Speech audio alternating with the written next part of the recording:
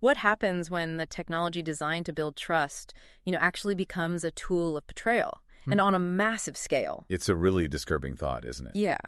Today, we're looking into a situation exactly like that, where innovation just took a really dark turn, affecting so many lives in profoundly negative ways. Absolutely. Yeah. Our focus today is drawn from Nick Wallis's incredibly detailed book, The Great Post Office Scandal. A powerful piece of work. It truly is. It meticulously lays out how a huge technological failure, combined with, well, institutional failings, created this just devastating human tragedy. And, for understanding these kinds of complex situations, you might also find the Mindful Moments YouTube channel interesting. It uses AI for book analysis, really aiming to prompt reflection and critical thinking. That sounds useful for topics like this. Definitely.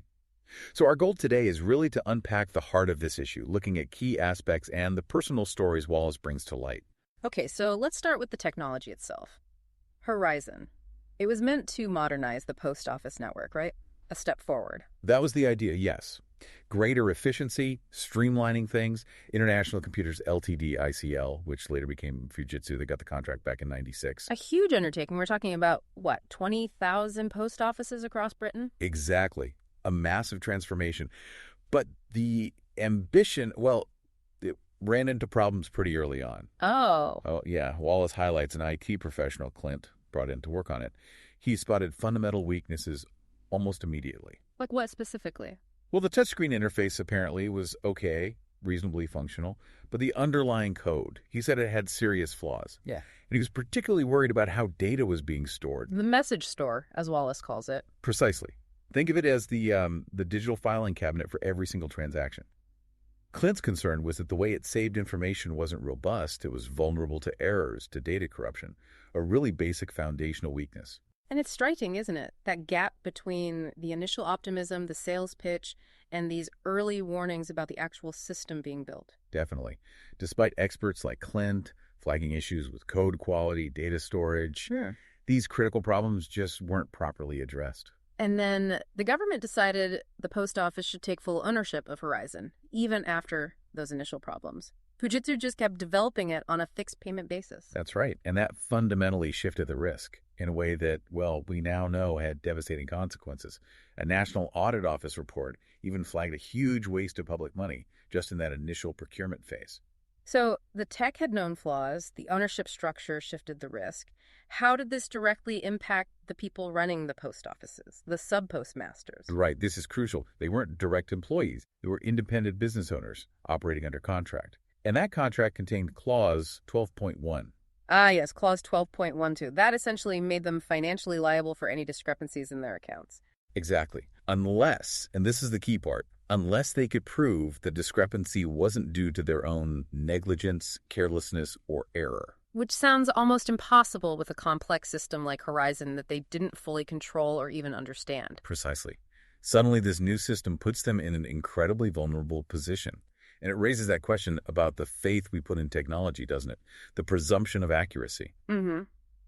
The post office seemed to have unwavering confidence in Horizon, even the National Federation of Sub-Postmasters initially. Yes, that initial stance from the NFSP was something the post office actually used later to deflect concerns. There was this steadfast belief in the system, even as sub-postmasters started reporting identical, unexplained financial shortfalls. They just wouldn't acknowledge it could be the IT. It seems that way. The possibility of software errors, the human element in creating the software, was just systematically ignored. So that contractual setup, Clause 12.1, meant if Horizon generated phantom losses, the sub-postmaster had to pay up or prove the computer wrong. An impossible task without access to the system's workings. Absolutely. They were immediately on the back foot. And this is where, thinking about cognitive biases, like the kind explored on Mindful Moments or some of our related discussions, helps understand how an institution could cling so rigidly to believing the system was infallible, even with evidence pouring in from users. It's hard to fathom. And the human cost.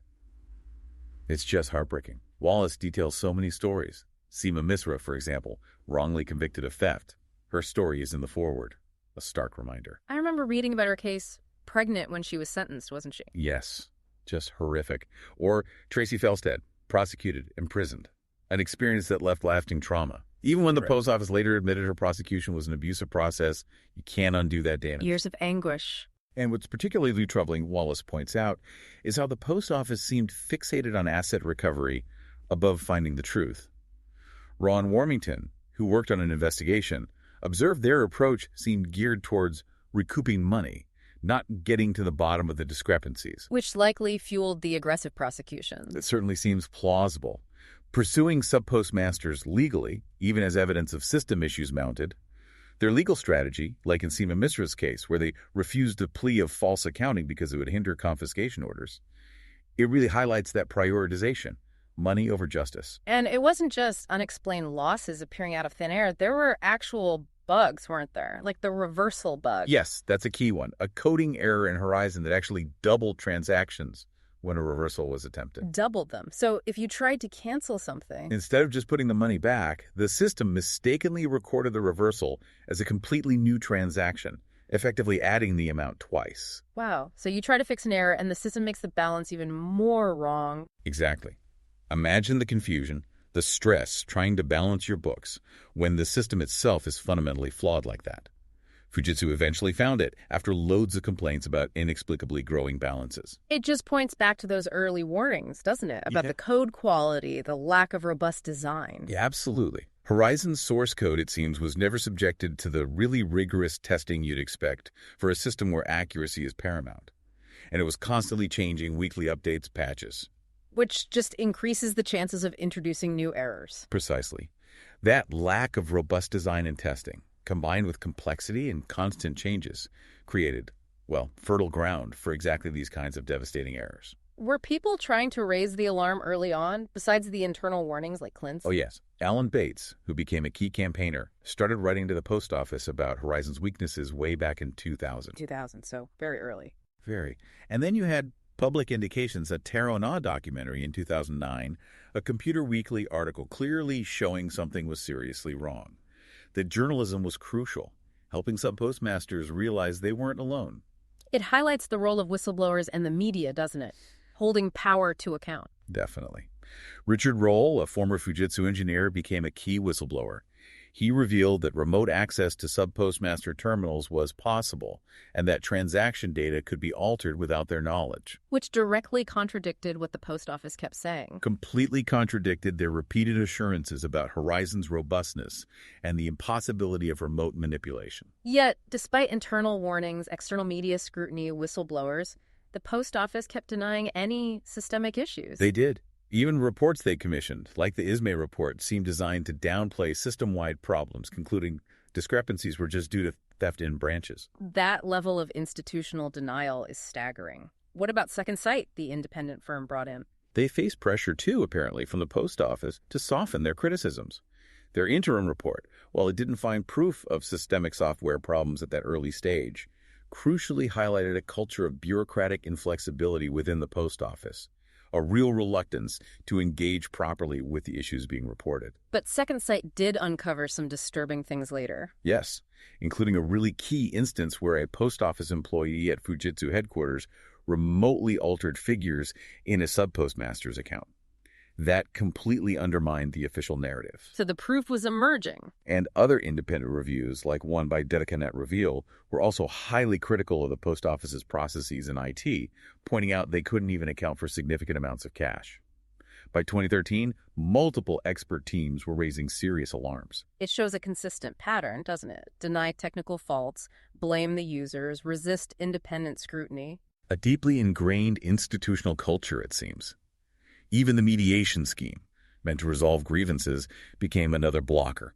Sub-postmasters felt the post office was just focused on limiting liability, not finding truth. And Wallis notes a shift towards a more defensive legal approach after Susan Critton left and a new general counsel arrived. Yes, a hardening of the stance, it appears. The fight for justice must have felt incredibly lonely and difficult for individuals. Immensely so. Take Pam Stubbs-Wallis details how she faced relentless discrepancies despite meticulous records. She even had an auditor witness a shortfall appearing with no logical explanation. And the post office's response? Often dismissive. Attributing losses to vague adjustments out of office, it really highlights the power imbalance, this huge institution versus individual small business owners. A real David and Goliath situation. The post office controlled the system, the contract bound the sub-postmasters, and they had vast legal resources. Absolutely. The odds were heavily stacked against those wrongly accused. But eventually, the sheer weight of evidence, the campaigning, it started to break through. Slowly, yes. The tireless work of people like Alan Bates. MPs started paying attention. There was a Westminster Hall debate in 2014 that brought some issues into the public eye. Though even then, government ministers seemed to be relying on assurances from the post office itself. It appears so initially, but it shows the gradual, vital shift in public and political awareness. Persistence from the sub-postmasters, media attention, support of MPs, it built momentum. Pressure grew for a proper investigation, for real accountability. The story of Peter Murray, sacked and prosecuted based only on Horizon figures. It just underscores that blind faith the post office placed in the tech. Treating it as infallible.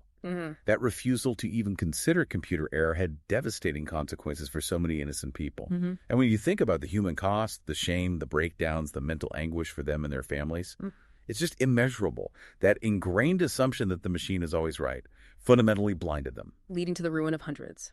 Hundreds of entirely innocent individuals. And as the legal battles ramped up, the post office used pretty aggressive tactics. Extremely aggressive, by many accounts. Uncompromising litigation. They fought relentlessly against the sub-postmasters' attempts to prove their innocence and expose the truth about Horizon. And the contrast in resources must have been stark. The post office versus people often crowdfunding their legal fees. Exactly. The sheer scale and complexity of the litigation, hundreds of claimants, intricate arguments, it just shows the magnitude of the injustice they were confronting. Then came the Common Issues trial in 2018. That felt like a turning point. A crucial moment, yes. Finally, sub-postmasters could formally present evidence of Horizon errors under oath in court. Richard Roll's testimony about remote access was particularly damaging to the post office's denials. It forced the post office to finally confront the technical evidence head-on. It did. And Mr. Justice Frazier's eventual judgment was overwhelmingly in favor of the claimants on those common issues. A huge, hard-won victory. He stated unequivocally that Horizon was not fit for purpose and had numerous bugs and errors. Yet, even after that damning judgment, the post office kept fighting. They tried to get Justice Frazier removed from the case. Astonishingly, yes. A move widely seen as a tactic to derail the proceedings, to delay the inevitable reckoning. It seems to fit that pattern, prioritize legal maneuvering, protect the reputation, rather than acknowledge failure and seek a just resolution. It certainly appeared that way. Their immense financial resources allowed them to pursue every legal avenue, prolonging the claimant's suffering. The emotional and mental toll must have been immense throughout all this. Truly immense. Nikki Arch, another sub-postmaster Wallis features, faced damaging accusations, relentless investigations that completely upended her life. The constant stress, the uncertainty of being falsely accused, it had deep, lasting effects. It really does make you think about the broader implications. Absolutely. This whole case is such a stark, powerful reminder of the dangers of placing blind trust in technology without proper oversight, rigorous testing, and clear ways to get redress when things go wrong. And the need for institutional accountability? Critically important. The devastating consequences when large organizations prioritize reputation and financial interests over truth and basic justice are laid bare here. So the settlement eventually reached in the civil litigation. It was complex, wasn't it? Bittersweet. Very much so. It provides some long overdue financial redress, but many felt it fell far short of true justice. It didn't adequately acknowledge the years of suffering, the irreparable damage. Some felt pressured to accept it, despite its limitations. That was reported, yes. It raises fundamental questions about what justice really means and the limits of financial settlements in addressing deep human suffering and institutional failure. The legal battle ended, but the underlying issues of accountability and the impact on lives remained. But the fight for accountability didn't stop there. No, it continued. A crucial public inquiry was eventually announced. The sheer scale of the wrongful prosecutions, potentially over 700 people, finally became horrifyingly clear to the wider public. And then the Court of Appeal stepped in. Yes, a huge step towards justice in 2021. The court quashed the convictions of dozens of sub-postmasters, explicitly acknowledging the profound miscarriage of justice. A mass exoneration. Public recognition of years of wrongful accusations. Exactly. The courts acknowledged these prosecutions were an affront to public conscience, and the wrongly accused were, without doubt, completely vindicated. But even after that, criticism of the post office continued. Revelations about potentially withheld evidence, lack of full cooperation. Yes, the journey towards true justice and full accountability clearly wasn't over. It remains ongoing.